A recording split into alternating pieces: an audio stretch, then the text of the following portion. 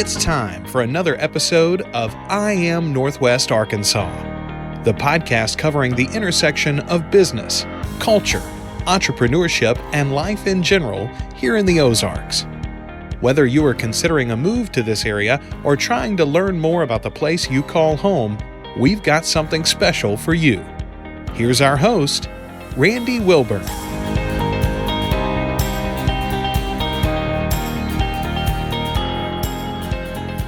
Hey folks, and welcome to another episode of I Am Northwest Arkansas. I'm your host, Randy Wilburn, and I'm excited to be with you today. I have got an individual that I connected with. I actually told him, I was telling him this story before we started recording, that I learned about his company and at the basketball court of all places, and somebody was telling me about this company, and I was like, oh, you're talking about Instacart. And he was like, no, not Instacart. It's called EasyBins. And I was like, okay, well, tell me more. And so he proceeded to tell me more, and then I learned about the company and I was like, oh, that's really interesting. And to find out that it started right here in Northwest Arkansas in my backyard, I said, I need to connect with these folks.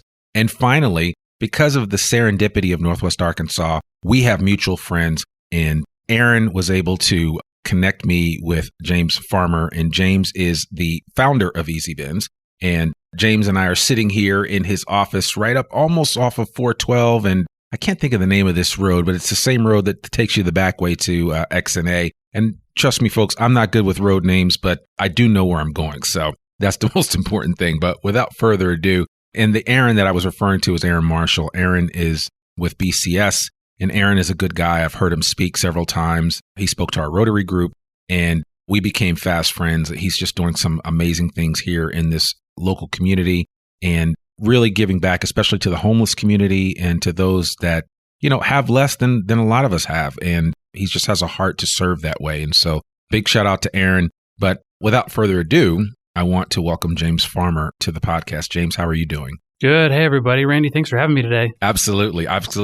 I'm excited, man, because I love... Welcome to EasyBins. Yeah, exactly. Right. I'm sitting here, I'm looking at an EasyBin, and I'm looking up, and you've got some like Wright's Barbecue back here, which I'm like, I need to swipe one of those before I leave. And I'm just kidding. But I mean, you've got all kinds of good stuff. It's so funny because, and I'll just share this little story, is that I texted Jordan Wright, who's been on the podcast, episode 7 of the I'm Northwest Arkansas podcast. We had Jordan on to talk about Wright's Barbecue early on when they first started, and they opened up the place in Johnson. And I said, Jordan, I need some barbecue sauce. And of course, they're closed on Sunday. And he was like, listen, I got to go by there anyway at 4:00. I'll leave a bottle outside for you. And he got down there and texted me and said, man, I'm so sorry. We are out of barbecue sauce. And I'm like, well, that's a good problem to have because, you know, I thought for the longest time, I thought that his sauce, which is bottled, was available at Harps, but it wasn't. He told me City Feed and some other place it might be available. I don't know. It's available on EasyBins. And it's available on. And if I had known that, maybe I would have just called EasyBins and paid to have that barbecue sauce because there's just something about it, and it is really good. So it's really good. Can I tell a funny story about Jordan? Yes. Jordan's one of my really good friends.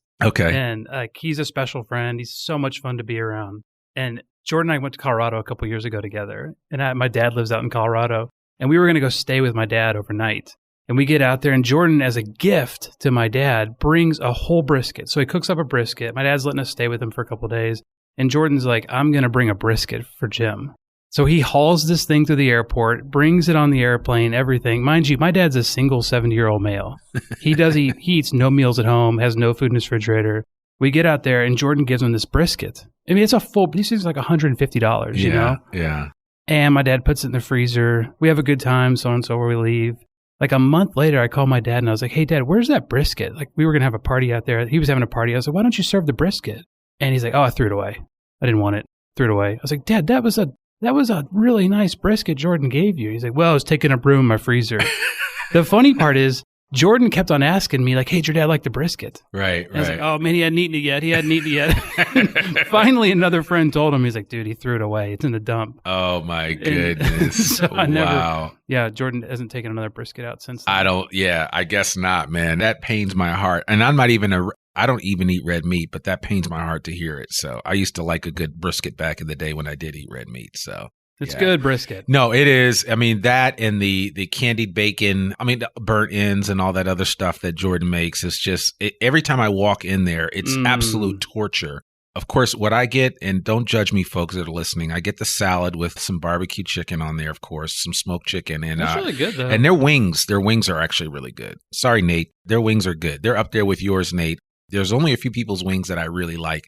Lucky Luke's, Jordan's Wings at Wright's Barbecue, and Nate Walls from Secondhand Smoke Barbecue. And I always give my shout out to Nate, because Nate's out there feeding the homeless and everybody else, and making the food insecure of Northwest Arkansas hopefully a thing of the past. So anyway, but man, it's great to have you on. I would love for you just to kind of share your superhero origin story. How did you get here to EasyBins? I mean, to starting this company, and really what propelled you to this point? And I would imagine that you've done other things, but I'll let you tell the story. Yeah, how I got to EasyBins was, before here, I was at a company called the Harvest Group, and I had two great partners, a guy named Bill Waitsman and a guy named Ross Cully. And we really grew the business quite a bit. Like the company was really growing into something special that was starting to, we could feel like as partners, we were capping the business out. You could just tell, man, this thing it's a rocket ship right now. And we're managing this as a partnership, and man, this is kind of capping it. And if you ask Ross, he'll say, we didn't do a good job of planning for that. And so as we got there, we had a couple options. As we were growing that business, I personally wanted to get closer to product and customers. Like, I love retail, been in grocery and retail for a long time now. But I wanted to get closer. We were brokering and we were doing analytics and sales management and marketing activation work. But I wanted to get closer, like physically closer to the product and the customer. The side of retail, I loved the transaction and the customer interaction. And so I was given an opportunity to be bought out by Ross. He bought Bill and I out, and gosh, that was 2017. And leaving Harvest, I didn't leave Harvest thinking, man, I wonder what I'm going to do. Like, I knew exactly where I was going. EasyBins is not exactly the idea. We've kind of moved around a little bit 3 years in, but I knew exactly where I was going and what I was going to go do. I took a couple months to like kind of chill out just a little bit and catch my breath. But then I went straight into EasyBins. That was not called EasyBins when we first started. It was called something. It was called Night Owl. Night Owl. Night Owl Grocery. Okay. In fact, that's still our legal name, is Night Owl Grocery Sales LLC.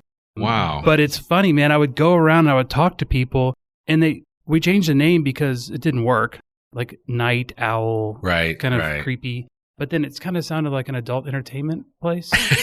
And I remember meeting with a Chamber of Commerce person, and they thought I was trying to open an adult store. Oh, in a town in Oklahoma. And so we had to ditch that, and we went to EasyBins. That's hilarious. And so things have changed around a little bit, including the name. And so, 3 years in, here we are today. And it's kind of how I got here. I had some great teachers along the way, had a ton of great experience. Coming out of college, my degree and my background was actually on public accounting. And I went there. My dad had given me some advice to go into accounting and like learn the language of business. And so it was good advice, actually, because it was really good advice he gave me. And so I went in and did public accounting for a couple of years. And then after that, the way public accounting works is you kind of got entry, you got exit points. Sure. If you're going to be a lifer or not. Yeah. And so I spent a couple of years like auditing all the companies around here, because I worked for a company called Hogan Taylor, which is I've down heard there of them. in Fayetteville. In fact, I still talk to my old boss, Todd Wisdom, who taught me a whole lot in public accounting. Only person who's almost ever fired me. Only time it's ever happened to me was in public accounting. Right. But then got a chance to get into the retail side with Ross and Bill and a guy named Dan Arnsberger over at North Star Partnering Group. And that kind of just led into Harvest, and then leaving Harvest and starting EasyBins. Now, how long did you guys do Harvest? Harvest started, I was there about 10 years. Okay. And similar like you're talking about, is why it existed before I got there.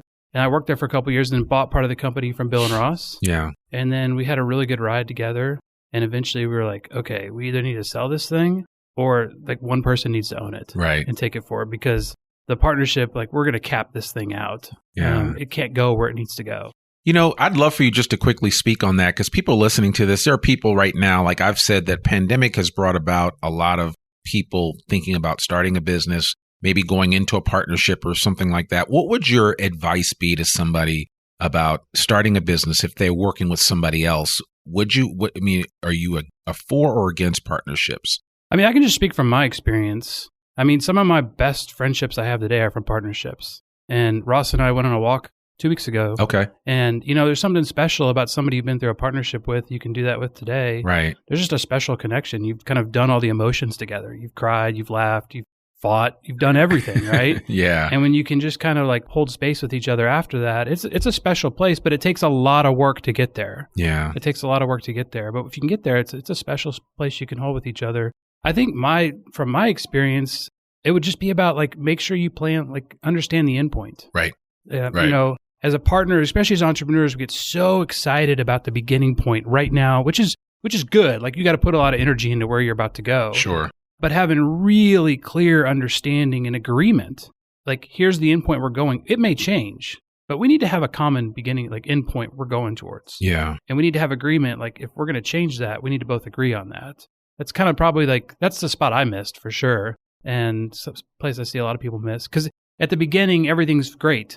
You know, everything's fun. You're starting. There's a lot of energy. It's exciting. Right. But you kind of got to plan for that other day. Like, Yeah. okay, if we are successful, if this doesn't work, what do we want that to look like? Yeah. And I think that's a big, you know, and I tell people this all the time when I do consulting is like, you know, a lot of times the mistake that we make, especially with working with other people, is that we don't manage people's expectations properly. And I think you need to always go into something with the understanding of, okay, how are we going to, you know, begin with the end in mind. I mean, I think that's what Stephen Covey talks about. Mm-hmm. And, you know, you really have to, you know, kind of figure out, you know, where are we taking this thing? And, you know, what are your expectations? What are my expectations? So, you know, and it sounds like you guys kind of work that out. So. A good friend of mine says that expectations are premeditated resentments. So, I like that. I like that. So. I do too. I think he's like really good, but getting those out on the table and being honest about those. Oh man, you know? That's good. Being honest about, hey, if this works, if this doesn't work, here's what you can expect from me, and here's what my plan is to do. Yeah. Yeah, no, it's always much harder to solve for that in the moment. Right. You know, whether of success or failure, it works, it doesn't work.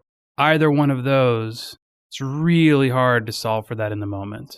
Yeah, no, you've said a mouthful. Okay, so you exit Harvest Group, you take a little time off, you ultimately start Night Owl grocery sales, and then ultimately it morphs into EasyBins. What was the inspiration for you behind where you are now? Yeah. So when we were leaving Harvest, we were going through that transaction, I would be up at night sometimes, just like anxiety, stress. I was changing a lot of things in life. You too? Yeah. And so I wasn't sleeping very well. Yeah. And I would go out and sometimes I would just like, go to Walmart, go to the stores, only thing open, just kill time. Mm-hmm. And it's kind of cool to see what was going on. And I remember being struck by the fact that like this was the time, this would be 3-4 o'clock in the morning. This was the time when like McDonald's, everybody had their food trucks there. And I was wondering, like, I wonder why they're doing that. Like, why is the food service guys unloading right now? Why are, you know, there's a couple people on the street when EasyBins is on the street in the morning. It's the dairy guys, it's the newspaper people, and it's the food service people. Mm-hmm.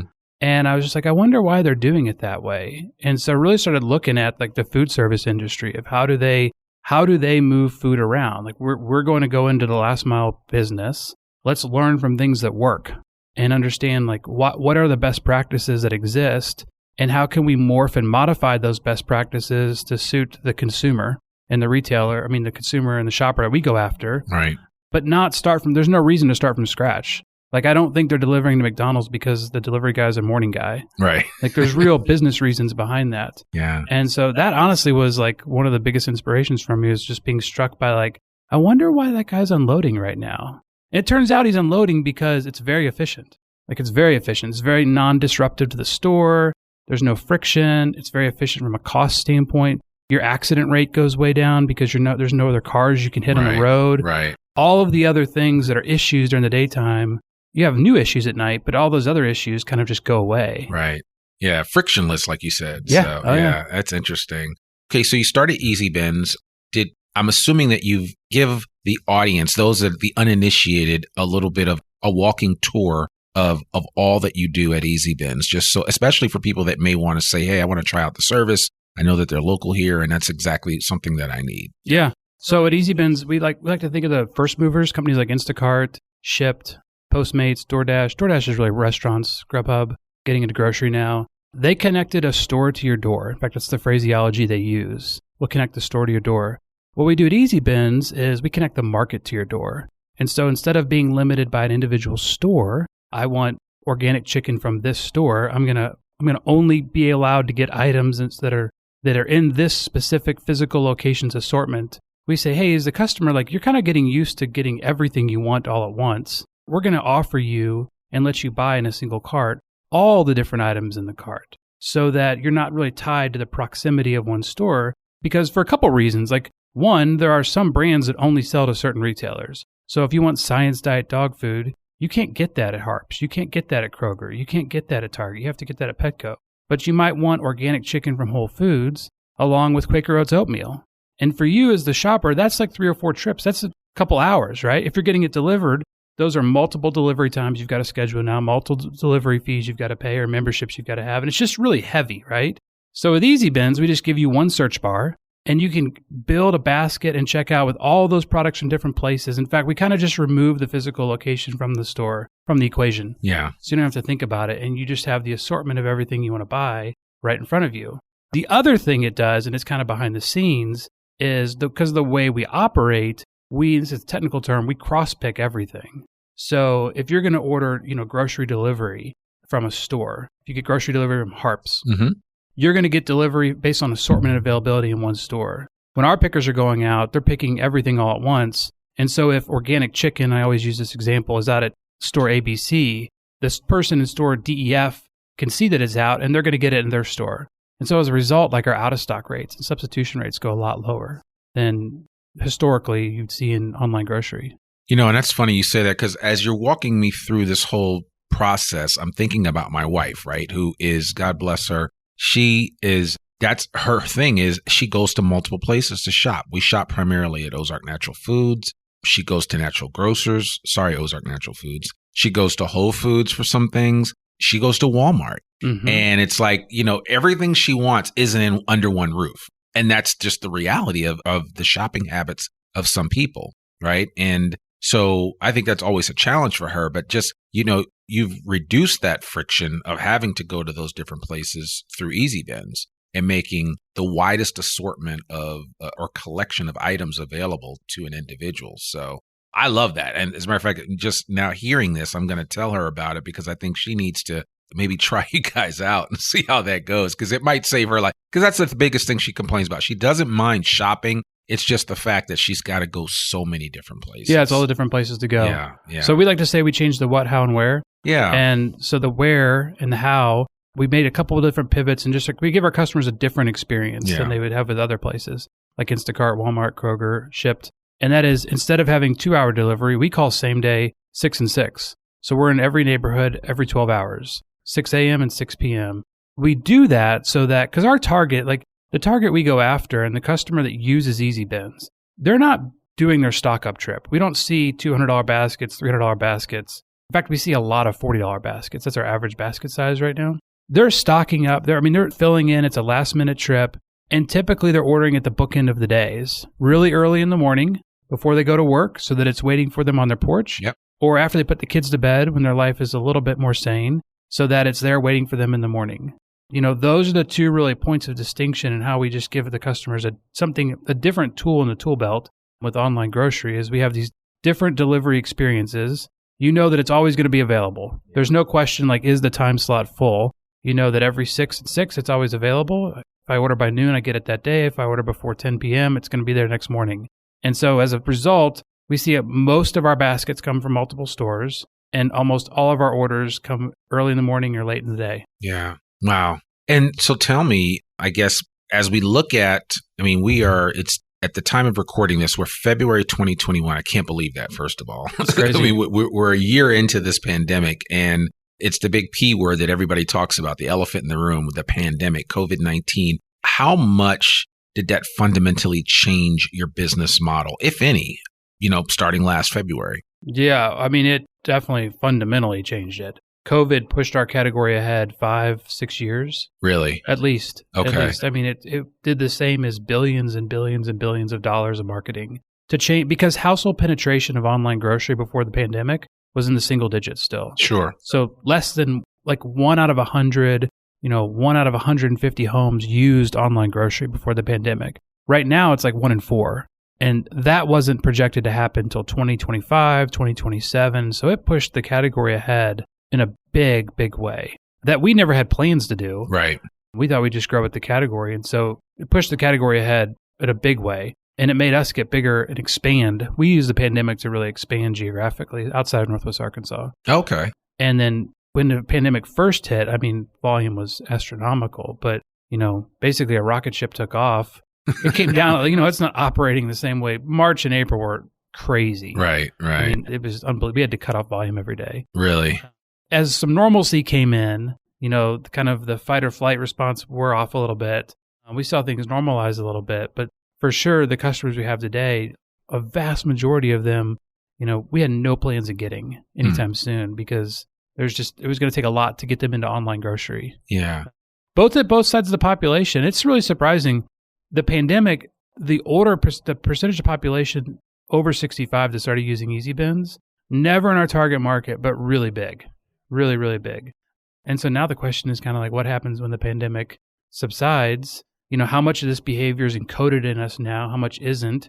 What kind of happens? I mean, that's, that's a big question. Yeah, I think that is the $1 million question. And I don't know that we really do know. I think, I was listening to the economist Janet Yellen, who's the first female Treasury Secretary, and very smart woman, talking about, the residuals from the pandemic are going to be with us for some time to come. This idea that at some point in time, we're just going to flip a switch a few months down the road and everything's going to be back to normal. I don't know that that's going to be the case. I mean, personally, I just see it. I think, I don't know how long it takes to build a habit, but I don't think it takes as long as people think it does. And people are going to be more comfortable with takeout. People are going to be more comfortable with having things delivered to their home more often. I lived on Amazon before, but I really live on Amazon now. I've not been into a store to buy anything, from that perspective. So it's like, I don't know. I just think we've kind of turned a corner, and it'll be interesting to see what's around that corner, what that really looks like. So I always think it's a really special time to live. I mean, we're kind of living through history. Absolutely. Like it's a kind of a really special time to be alive. And wherever there's chaos like this and change, and look, for the longest term, like the word disruption was such a popular, you got to disrupt everything. There's nothing needs disrupting now. No. And so, the point in that is, like, as an entrepreneur, man, you got to love this time because it's chaos. And if you don't, like, you got to look at a career change because this is, chaos is where the opportunity always exists. Absolutely. But you got to be calm, cool, and collected to be able to navigate through that chaos, find the opportunity, and then execute on it. Yeah. And, you need to have a little patience. And I think, I mentioned this to somebody the other day as I was talking, because, when I record these episodes, I record them at all different types of times. But I was talking with somebody about just the simple fact that there's never been a better time. If you were thinking about pivoting and doing something different, this is the time to do it, right? Yeah. There has never been a better time when you could just kind of like clean the deck, clear it of everything, and start fresh. I mean, at 20, at 25, at Doesn't 30, matter. I'm 51. I have pivoted. My pivot has a pivot. That's how much I've pivoted in the last year. And I just have gone deep and gone all in on some things that I know I'm really good at, like podcasting and the like. And I've been doing it before anyway, but I just saw it. This is a new opportunity for me to tell more stories, to engage with people. And I'm still figuring out ways to monetize it, but that's all coming. But I'm sowing the seed now and kind of, as I like to use this old farm analogy, priming the pump on that well, that cistern that's 100 feet below the farm, and you got to work your arm for a long time before you get that water to come to the top. But once it does, it's hard to stop. That's a good illustration. I like that. Yeah. Yeah, and the pandemic is a really good situation to do that. Right. The reason, right? Like there's, it's kind of gets you off your butt a little bit if you want it to. Yeah. Provide some reason. Yeah. Why'd you do that? It was a pandemic. Exactly. I mean, it can always be your alibi forever. Exactly. And it'll make sense. It's called the pandemic pivot. Yes. That's what we should all wear. I survived the pandemic. Sounds like a book. That will be a book. That is a book. Actually, I'm going to write that down, the pandemic pivot. I'm actually in the middle of writing a book, and I don't talk about it that much on the podcast, but I think it is appropriate to, to kind of be thinking of it that way. So it should be, which is a great gift. Yeah. It's a great gift. Like It's very special to be alive. And I doubt in my lifetime I'll ever be given an opportunity like this again. No, not where you see your own business accelerate. Typically, when you look at a business and you look at the arc of a business, you're physically watching time unfold, and it takes a while. And for you had like 4 or 5 or 6 years unfold before your eyes in 12 months. Yes. And you haven't gotten as much sleep, but you're the better for it because you've been able to, kind of grow this thing. Tell me a little bit about your numbers with regard to the number of people that are employed. And I didn't realize you were in other locations. So I'd love to hear about that. Yeah, we when the pandemic hit, we had this challenge. We're like, I wonder how fast we could spin up a market. We operate with a little infrastructure. Like where you're at right now, we call it a mini fulfillment center. Some people call it micro fulfillment center, but it's the place where it's the aggregation point. Yeah. Where everything comes together, right? It's how we kind of make it happen. Mm-hmm. So we need one of these every place we operate, but not too much. So we had the question, like, can we start in 5 days? And we took Arkadelphia, of all places. We had a contact down there, and we were like, okay, let's see if we can start in 5 days in Arkadelphia. And we did. I think in 4, actually. We spun it up from like nothing to we're taking orders and fulfilling those orders in, I think, 4 days. And so we still actually to this day operate in Arkadelphia and we have two great like market leaders down there who it's just a great side business for them. Yeah. And they love it. That's kind of our labor with our people who work for EasyBins. We want to be the best second job you have. Okay. And so we love second jobbers, man. They're consistent, they're reliable, they have grit, they work hard. And nobody really had the strategy of the best second job. So for our staff that works in stores, almost 100% of them, in fact, I think 100% of them, it's their second job. They're scheduled. There's no gig work, anything like that. It's all scheduled shifts and stuff like that. Sure. Today, we have probably just north of 50 people working for us company-wide. Okay. So we operate here, Conway, Arkadelphia, Tulsa, and Fort Collins, Colorado. Wow. And then here now, Colorado is because your dad's up there, or? No, we just had a contact out there. Okay. We grew really fast when the pandemic hit. We're like, where do we know people? Right. We weren't very smart about it necessarily. Yeah. We have plans to grow into some new markets this year. We're going to be a little more intelligent about it. And so we have just over 50 people that work for the company. Okay. The vast majority of those are part-time. Sure. And then full-time, we have 5 of us. So James Purnell is our COO. You met James when you walked in. Sure. He joined us in November. Okay. And used to run Instacart from Northwest Arkansas. Oh, wow. And so we did a pretty exhaustive COO search, and James came in, was our top candidate. And man, there were some soft skills we were looking to hit, and he nailed them. Wow. Which was like win over people, be able to move around in the saddle, be a builder. And operationally, man, he makes it happen. He runs EasyBins. Wow. We have Haley Williams, who runs marketing. Sierra runs customer service, kind of ops support. Sure. And then we have a dedicated overnight ops manager. And we have 2 of those, but one of them was part-time. Okay. And so that's kind of the team as we round them out. And then, man, just a hodgepodge collection of people. We have 3 values at EasyBins: love people, love food, love work. Okay. And part of our love people is we don't want to all look and be the same.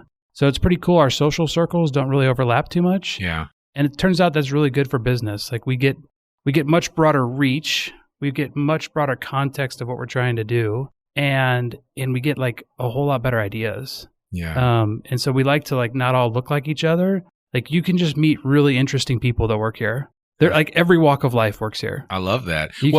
I mean, and I love the whole fact that you said that you had some people that took this as a second job. And I think, I keep telling people, you got to have a side hustle. You got to do, you have to do more than one stream of income and I think we're seeing that, right? Because of the challenges that a lot of families are facing right now because of the pandemic. And if the main breadwinner in the family, say it was a mom or dad, loses their job, it's always like, well, what do you do next? And if you can't just bounce into another job, you always have to have something to fall back on. And I'm encouraging more and more people now that they have to embrace the model of having several irons in the fire. You just have to. I think we really need to. And I mean, it seems like you're creating that opportunity for people to have that, other iron in the fire and I think it works if you have that type of culture where it's like, hey, come as you are, do your work, do your thing, serve our clients at the highest level possible, and then bounce and do whatever else you're doing, and everybody's happy. And I think that's important. I think there's going to be a lot of people in. Yeah, and there's going to be room for that as more companies take that mindset, right? Yeah. Because for the longest time, it was like, you're here and you bleed blue or bleed green or whatever color of a company, and that's it and nothing else. But now it's like, okay, I can bleed blue Monday through Friday, but on Saturday and Sunday, I'm doing this thing on my own, Yeah. And so, and I encourage people to do that. So it works for us. We've had doctors who are in between residencies work for us. I'm really proud of the fact some of our original pickers and drivers still work for us. Wow. a lot of them don't, but all of our original people still work for us. Right. And one of them is a guy named Torrance. And Torrance is a mechanical engineer at Ream. Right. Like he drives down to Fort Smith every day, works down there, and then 3 nights a week he picks for us. And we've seen people work for us to pay off cars, save for vacations, just create a side hustle for themselves. Yeah. Yeah. And it's pretty cool because it creates this little microcosm where, like you're saying, you don't have to like bleed EasyBins necessarily. Right. We need you to love people, love work, and love food. Right. And that's what kind of draws us all together. And you come in, you do that, and then, you're an individual person. You go. Right. And you go do the rest of your life. Yeah. We try not to like invade people too much. I love that. Well, man, this is exciting. So the process, if I'm, again, for the uninitiated, if listening to this podcast, I'm like, man, I need to contact EasyBins. What's the easiest way for them to get in touch with you? Obviously the website, right? Yeah, you go to easybins.com. Okay. There's an app in the App Store, just EasyBins app. Was that domain available when you looked for it? No, we had to buy it. You had to buy it. Okay. We had to buy that one, yeah.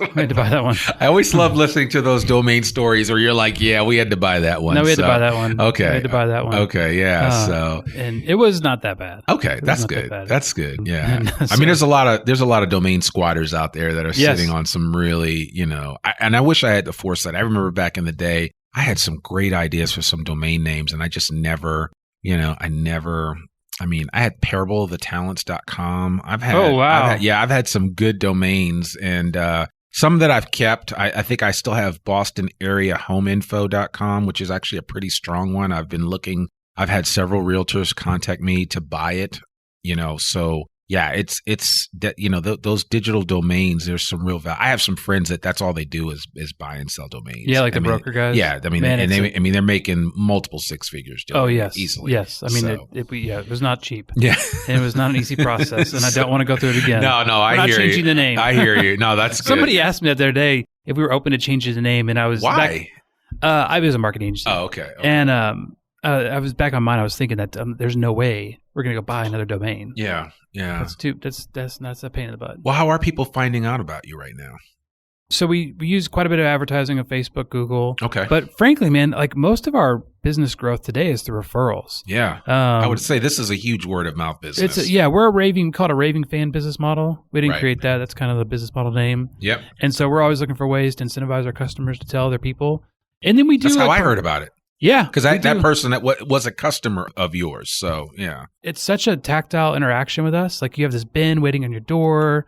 It's a very, it's a really interesting experience with the brand. Sure. If we probably don't do a very good job of unlocking what we could, but then we do some promotional things. Like we'll bring Trader Joe's in once a month. Yep. And sell Trader Joe's. We did a deal a couple weeks ago where we bought a bunch of, we bought like two, not a bunch, but two Yeti coolers. Mm-hmm. And we're like, somebody's getting it delivered in this. And obviously you could keep it. Right. And so we'll do like tag a friend. And it was just things. a random thing, right? You just chose. Yeah, it was chosen random. Yeah, okay, yeah. cool. Couldn't be an employee or. Yeah, listen, Yeti coolers, those things are ridiculously, they work really well. So yeah, they do. Yeah, they do. So, yeah. That promotion worked really well. I'm sure it did. Yeah, like it was skyrocketing. Oh, everybody wants one. So yeah, volume. We didn't tell operations we were doing that. I mean, listen, a Yeti cooler is like a car payment.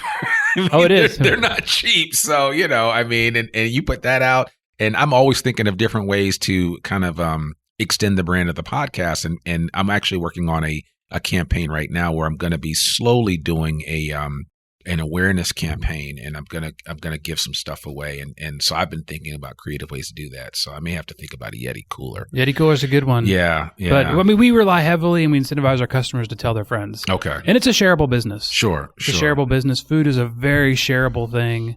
And so far, that's really worked for us. Yeah. No, that's great. I really love that. So, what is what's the one thing right now that in everything else? Because everything we've talked about are the highs of what you're doing and how you're moving this through. What's keeping you up at night? Well, thankfully, I sleep really good right now. And I don't mean anecdotal. So. I have a lot of friends who think I still stay up all night. I'm like, guys, I'm 3 years into this. I don't. I used to. When we first started it was my wife and I. Yeah. Out of our garage. Wow. But no more. Like I actually go to bed really early and I get up early. That's good. No, the thing that keeps me up at night is I always tell people starting a company is like doing yoga. Like it's just uncomfortable And when you start getting good at it, like you go and you're like, how is the guy doing that? Yeah. I have no idea how he's doing that. You know? Like, I'm getting good at this. And then you see somebody do some pose and you're like, there's no way I can ever do that. And I think starting a business is very similar to that, in that, especially a company that's a startup like EasyBins, as the leader of it, man, you don't ever get good at something. Yeah. Because the business is growing and it always requires something different of you. So you're perpetually in this uncomfortable state of like, I'm not good at this. Well, of course I'm not. I've never done it before. Right. And so if I can get past like trying to make that judgment about myself, trying to get caught up in me not being good at it, and just understand what the freaking task is in front of me. Yeah. That helps me move forward. I stay up a lot at night because I get stuck in that cycle of like, I'm not good at this and I should be. Well, no, I shouldn't be. I've never done it before. Right. I've never scaled an online grocery business before. So next time, if I did it again, maybe I should be good at it. Exactly. Yeah. I think we're too hard on ourselves sometimes. Yeah. I would expect too much of myself. Yeah. And, that's my ego talking. Mm-hmm. That's not the real James. And so if I can let go of that, then I can actually be present and be useful to other people. So that keeps me up a little bit. And then just growing this business, this grocery is deceptively simple, yet complex. And we're always trying to make things very simple. Operationally that works for us. Yeah. So when I look at some of our goals for the year, revenue, customer counts, that keeps me up. Like, how are we going to get there? But then I take a deep breath and I'm like, if I look backwards, I'm like, man, I never thought we'd get here. Okay, like I don't need to be there today. Right. I'll be a different person when we do get there. I don't have some of the skills I need to get there yet, but I'm not there yet. It's today. Yeah. And man, like I didn't think we could ever do this in a month, So if I just take a deep breath and orient myself, then it kind of gives me a little bit of space now to understand how I can be useful and what the company needs me to do today. Wow. Which oftentimes is not what I want to do. Yeah. I hear you. Do you ever have any idea of, man, if this thing really catches fire and kind of takes hold? I look at, you mentioned a couple of companies that are now public. I mean, DoorDash is public. I mean, it kind of went from nowhere to, just a valuation that is astronomical. Is there anywhere in the back of your head that you're like, man, this could eventually be something as far as that's concerned? Yeah, we will not stop the growth of EasyBins. Okay. We're not going to prematurely cap it. We care about revenue growth and profitability. It's one of our key goals right now. And as a profitable company, you got a lot of choices that an unprofitable company doesn't have. Yeah. But there's not an artificial ceiling that we're going to cap it at. We'll let it be whatever it can be. And you think it helps to be in the backyard or rather in the shadow of this little retailer up the road called Walmart? Oh, 100%. Yeah. The ecosystem that exists here between not just Walmart, just in Northwest Arkansas, period. Right. You have Hunt, you have Tyson, you have the university, you have Walmart. But more importantly, or just as important, you have all of the ecosystems that exist around that. So if you're doing like what we're doing, which is building a retail-oriented logistics company, there's really no better place in the country to do this. Yeah. Because, what Silicon Valley had with technology, what they had with Hewlett-Packard, if you look at like the history out there, it was the ecosystem that could birth these companies. Sure. We don't have that. We're not going to have that for technology, but we do have this retail ecosystem that whether it's food safety, whether it's food logistics, whether it's food trends, whether it's product, everything you possibly could want to know and need about food and retail exists in this ecosystem right here. Right. These bins we're looking at right here, the inspiration for these bins and the reason we got these bins right here is because we started consulting with a company that builds very similar bins for Walmart to move salmon from Argentina up to LA. Oh, wow. Okay. Like that's where the ecosystem gets powerful. And as a company, you've got these resources here that, man, are just as valuable and as important as the capital that exists here. Right. Because anything related to food, retail, and logistics, throw a stone and you can find the leading experts in the world they're here. They're like literally within 10 minutes of us. Yeah. Because we're right up here in Tawnytown, right on the Tawnytown-Springdale border. And anywhere you go in a radius of 5 miles, you'll run into these experts. So that's great. The only downside is, this little microcosm, it's like the one place in the country that Walmart has like a 90 share of grocery. Everywhere else in the country, they have a 30, 35 share of grocery in the country. Okay. Yeah. So if you go to St. Louis, if you go to Kansas City, here people it's harder for them to conceptually understand EasyBins. Yeah. Because one, we have these beautiful stores. Right. They're everywhere. Yeah. Yeah. But you go somewhere else and you're like, no, people actually use all these other stores too. Right. And for a company like Walmart, we see our opportunity as like to increase their trade area. Like there's product from Walmart going to homes in Fort Collins that was never going to go there. Yeah. But, when it comes to Quaker Oats oatmeal, people don't dictate the location of the brand. They don't say Quaker Oats oatmeal from King Supers. Right. They just say Quaker Oats oatmeal. Yeah. And so that's the really interesting longer-term dynamic of the marketplace we're building. Interesting. Well, now saying that, it's almost like I'm in my head, I'm hearing the song New York, New York, where it's like, if you can make it here, you can make it anywhere because of such the market share that hey, man, that was my pitch. That's Walmart. what I thought. I was like, okay, we can do this thing here. Yeah, like, absolutely. Walmart Plus is not going to be any bigger. Yeah, like, this is it. no. If we can make EasyBins, and Northwest Arkansas is our largest market, if we can make it here, then everywhere else should be really easy. Yeah. Yeah. But for sure, like that is easily outweighed by the ecosystem that exists here. Yeah. You got to love it. You got to love it. So as we wind up, I'd love for you just to kind of talk about Northwest Arkansas as a whole, culturally, and what is it? I mean, what does NWA mean to you? Well, I call it home. Okay. And I've called it home since 1999. That's a long time. You're almost like a lifer. I know, but that's what's so great about it. It's nobody's from here, yet enough people are. We're surrounded by national forests on 3 sides. We have unbelievably unique and diverse communities. Like I love how different I live in Fayetteville. Yep. But I love how different Fayetteville, Springdale, Rogers, and Bentonville are. They all have these individual personalities, and they all play a role. Like it's not that one's better than the other. They each play a role. Yeah. But for me, man, I just love it because it's so easy to meet people. Some of the hustle and bustle, I think about our close group of friends, and some of them have walked through like really hard times with me.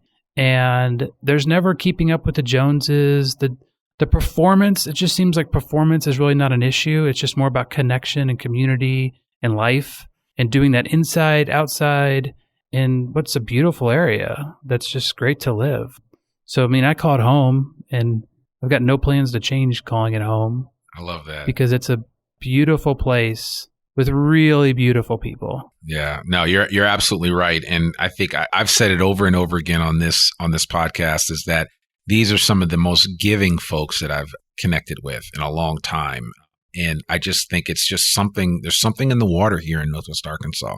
And you're right. People aren't constantly, as I like to say, striving. I've lived in big cities. I've lived in San Francisco. I've lived in New York. I've lived in Boston, Washington, D.C. It's just different on the coast, but there's something about here. And the thing that I also brought up, and I'll close with this, is that I had said at one point that I thought that Northwest Arkansas could be the next Silicon Valley. Not that it would be another Silicon Valley, that it would be something akin to that, where there would just be an explosion of growth and of opportunity and of entrepreneurship. And I think we're actually starting to see that come to pass. And you and EasyBins are a prime example of that, because this is fertile ground for you to kind of really develop something special and then take it wherever it's going to go. That's right. So we are an Arkansas story. We will stay an Arkansas story. Arkansas capital, something that could only come out of Northwest Arkansas. Yeah, I love that. Well, James, thank you so much for coming on the podcast today. I really appreciate it. This was enlightening and it was an encouraging conversation. So it was something I actually needed to hear. So I really appreciate it. I hope all the listeners enjoyed your story. And those of you that are listening that have an idea or a dream, you need to step out and check it out, because you never know. You may end up like James, delivering stuff to people at 6 and 6. So, anything's possible, right? Absolutely. It is. So, James, if anybody wants to reach you directly, what's the best way for them to do it? Through the website, or do you have an email, or what do you recommend? Yeah, they can reach me directly at james@easybins.com. Okay. Or if it's a customer issue, you can also always email. If it's a customer issue, you'll probably get a faster response if you go to help@easybins.com. But, man, if I can be of help or useful to anybody, shoot me a note. Yeah. So, and what we're going to do is I'm going to work on something.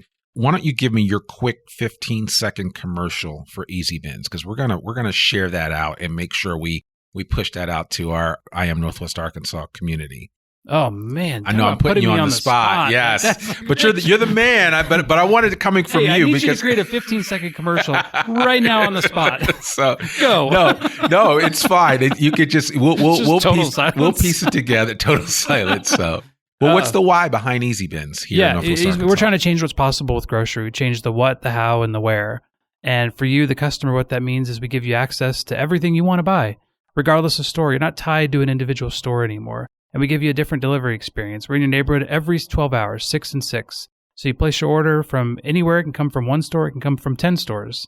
We'll give you a search box that you can search for milk and see all the milk in the marketplace and build a cart from multiple different places. And then it just arrives effortlessly on your door by 6 a.m. or 6 p.m. You get to pick the time every single day. So we like to say all the products from every single store each and every day. And cut. You are the pitch man. That's it right there. I love that. Yes, I love that. That's good. Well, that will go, and I'm going to share that out. So folks, you heard it here first. James Farmer. Maybe you've heard it before, but you've definitely heard it here on the I Am Northwest Arkansas podcast. If you reach out to these guys at EasyBins, if you sign up for their service, if you use them, please let them know, because they're going to ask you, how did you hear about us? Let them know you heard about it first here on the I Am Northwest Arkansas podcast. I want to be one of their biggest recommenders or referrals for new signups and new customers. So that's all that I have for you today. Thank you so much for listening to another episode of I Am Northwest Arkansas. I'm your host, Randy Wilburn. Remember, we are available wherever great podcasts can be found, and you can check us out on Alexa. Just say, hey, Alexa, play the latest episode of I Am Northwest Arkansas, and Alexa will oblige you.